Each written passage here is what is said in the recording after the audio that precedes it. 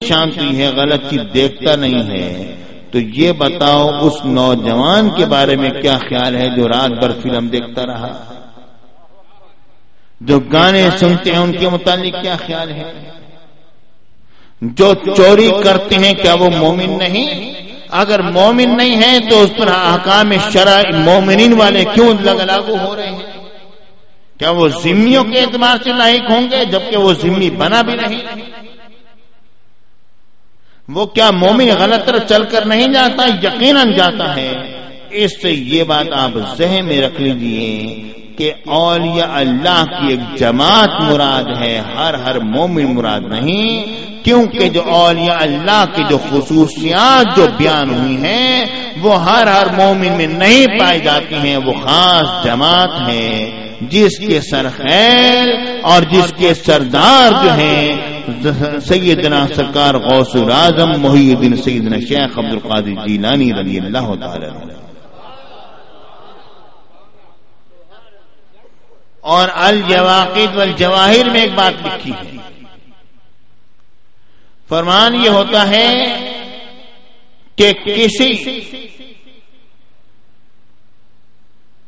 ولی کو ولایت، کسی ولی کو فیضان، کسی ولی پر کرم نہیں ظاہر ہوتا ہے، مگر یہ فیضان کہاں سے نکلتا ہے؟ حقیقت یہ فیضان ظاہر ہوتا ہے سیدۃ النساء العالمین خاتون جنت فاطمۃ الزہرا رضی اللہ تعالی عنہا کے نور پاک سے متفرع ہوتا ہے، اور کسی ولی کو ولایت کا کوئی ذرہ نہیں مل سکتا جب تک کہ خاتون جنت کا نور پاک اس کی طرف متوجہ نہ ہو۔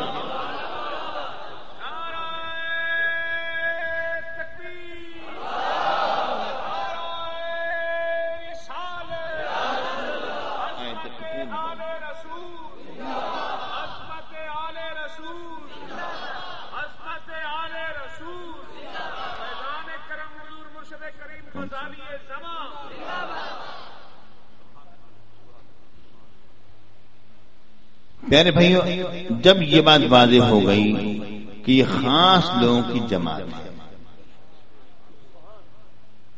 خاص افراد کی جماعت، پھر اب یہ بات مان لو کہ وہ بڑی بڑی کرامتیں بھی دکھاتے ہیں۔ آپ کرامتوں کا انکار نہیں کر سکتے، کیسے کرو گے جب قرآن پاک میں ولیوں کی کرامات کا ذکر آ گیا؟ پروردگار نے فرمایا قال الذی عنده علم من الکتاب انا آتیک به قبل ان یرتد الیک طرفک، لپک نگاہ سے پہلے وہ تخت حاضر کیے دیتا ہوں جس نے سیدنا سلیمان علیہ السلام نے منگایا۔ قال عفریت من الجن، ایک خبیث قوی ہے کہ جن کھڑا ہو گیا، حضور وہ مجلس کے برخاست ہونے سے پہلے حاضر کیے دیتا ہوں۔ گویا آپ نے فرمایا ارے تو جن ہے تو لے آئے گا، تو بیٹھ جا۔ گویا کے ساتھ قال الذی، وہ بولا جس کے پاس کتاب کا کچھ علم تھا، وہ بولا تخت لپک نگاہ سے پہلے حاضر کیے دیتا ہوں۔ جس کے پاس کتاب کا کچھ علم تھا، قال الذي عنده علم من الكتاب، علم الکتاب نہیں ہے، علم من الکتاب، من تبعیضیہ ہے، جس کے بعد کتاب کا کچھ علم تھا وہ کہتا ہے تخت لپک نگاہ سے پہلے حاضر کی دیتا ہوں۔ سیدنا سلیمان علیہ السلام نے دیکھا تو تخت موجود، جس کے پاس کچھ علم تھا تو اس کا تصرف وہ ہے، تو جو باب العلم ہے اس کے تصرف کی شان کیسے؟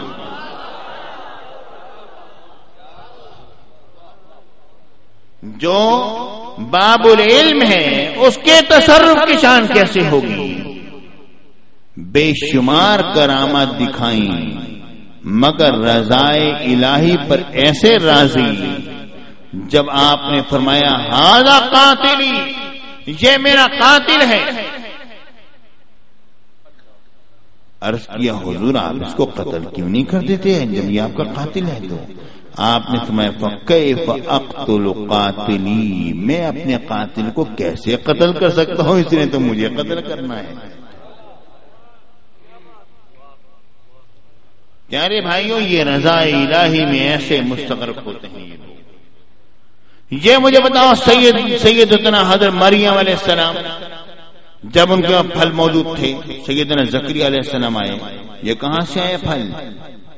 ہوا من عند اللہ، یہ اللہ کی طرف سے آئے۔ حالانکہ کرامت تو ولیہ نے دکھائی تھی،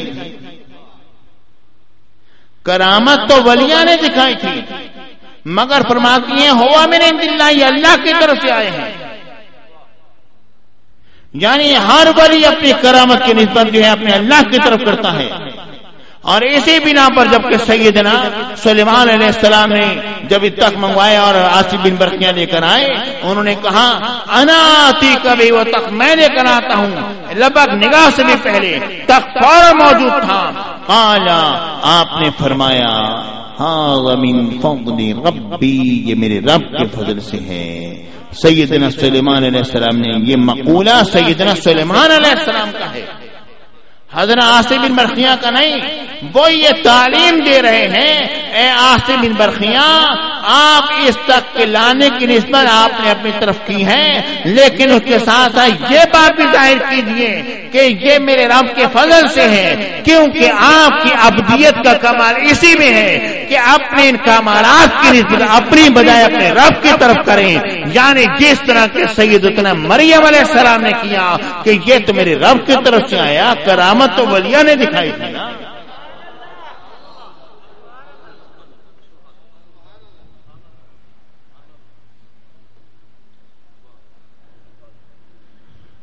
جب یہ بات ثابت ہو گئی کہ یہ ایک خاص ایک جماعت ہے، اب ہم آگے چلتے ہیں کہ اس جماعت کا ہمیں کیا فائدہ ہے، ہم اس سے کیا فائدہ اٹھا سکتے ہیں۔ سب سے بڑا فائدہ جماعت کا کیا ہے؟ وہ یہ ہے کہ انسان ان کے ذریعے سے ہدایت حاصل کرے۔ کیا حاصل کرے؟ ہدایت حاصل کرے۔ لیکن آج کل کے ہمارے لوگوں نے کیا کیا؟ پیروں کو بابا بنگالی بنا دیا۔ پیر بنایا ہے اس لیے جانتا ہے ہماری فلانی تکلیف دور ہو جائے، کاروبار میں نفع ہو جائے، یہ ہو جائے، وہ ہو جائے، دنیاوی سارے کے سارے امور کے لیے۔ پیارے بھائی، اس طرح مجھے سیدنا پیر مہر علی شاہ صاحب رحمۃ اللہ تعالی علیہ وہ بات یاد آتی ہے، جو آخری عمر میں گریہ فرما رہے تھے اور فرما رہے تھے کاش کہ کوئی طالب آتا جو اللہ کے قرب کا طلبگار ہوتا اور میں اس کو اللہ تک پہنچاتا۔ جو بھی آیا اسی لیے آیا کہ میرا دنیا کا یہ کام ہو جائے، دنیا کا یہ کام ہو جائے، دنیا کا یہ معاملہ ہو جائے۔ پیارے بھائیو، مرشد کا یہ کام نہیں، مرشد تو رشد کی ہے، رشد معنی ہدایت کے ہیں۔ مرشد کا کام تو ہدایت دینا ہے، لیکن لوگوں نے مرشدوں سے ہدایت حاصل کرنا ختم کر دیا، تعویذ گنڈے شروع کر دیے، بس صرف یہ کام۔ ارے مرشد سے ہدایت لو اور اس کی دعائیں لو۔ میرے آقا نے فرمایا ان دعا یرد القضاء، دعا جو ہے وہ تقدیر کو بدل دیتی ہے۔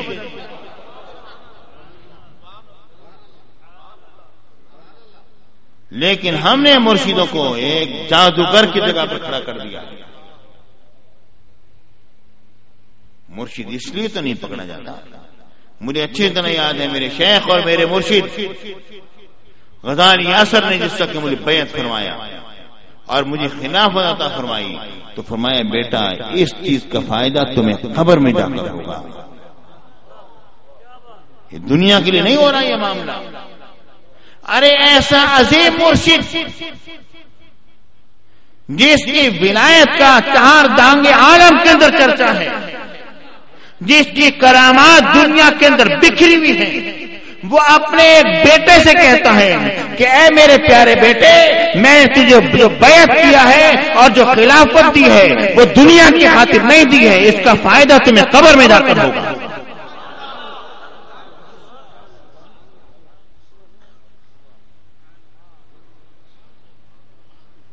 اصل کام تو مرشد کا یہ تھا، لیکن مرشدوں نے بھی تو یہ کام چھوڑ دیا۔ افسوس ایسے پیروں پر سارا دن بیٹھے ہوئے تعویذ اور گنڈے ہی دیتے رہے اور ان کا کوئی کام نہ ہو۔ ارے مرشد تو ہدایت دینے کے لیے آیا، اپنے منصب کو چھوڑ دیا۔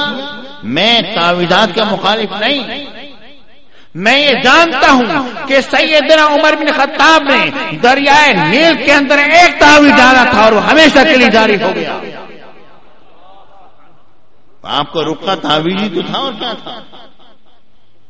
میں تعویذات کا مخالف نہیں، مگر یہ جو مروجہ جو طریقہ ہے اس کا میں مخالف ہوں۔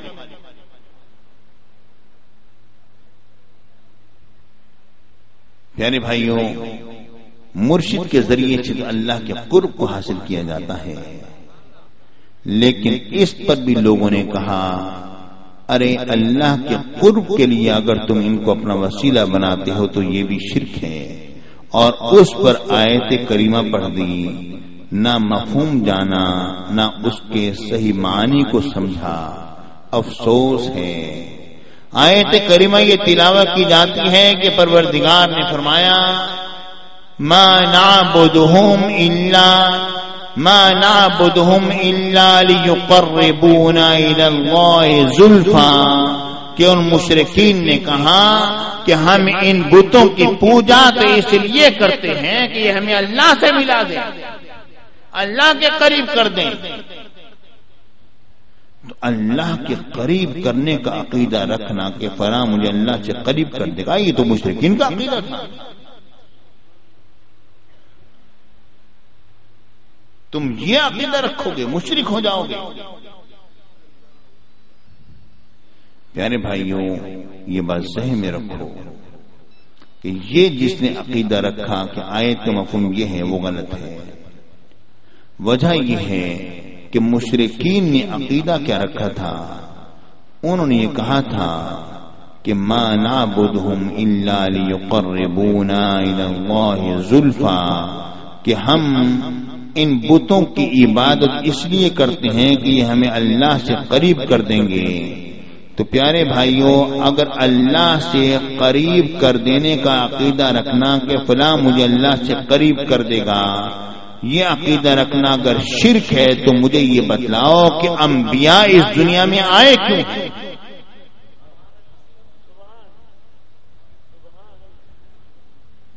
تو مجھے یہ تو بتاؤ انبیاء اس دنیا میں آئے کیوں؟ وہ کس بنا پر آئے تھے؟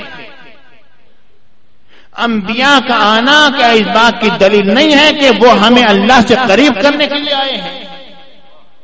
جب لوگ شرک میں مبتلا تھے، جب لوگ کفر میں مبتلا تھے، تو انبیاء آ گئے کہ میری طرف آؤ۔ انبیاء نے اپنی طرف بلایا، میری طرف آؤ، میں تمہیں خدا کے قریب کرتا ہوں۔ انبیاء نے اپنی طرف دعوت دی ہے۔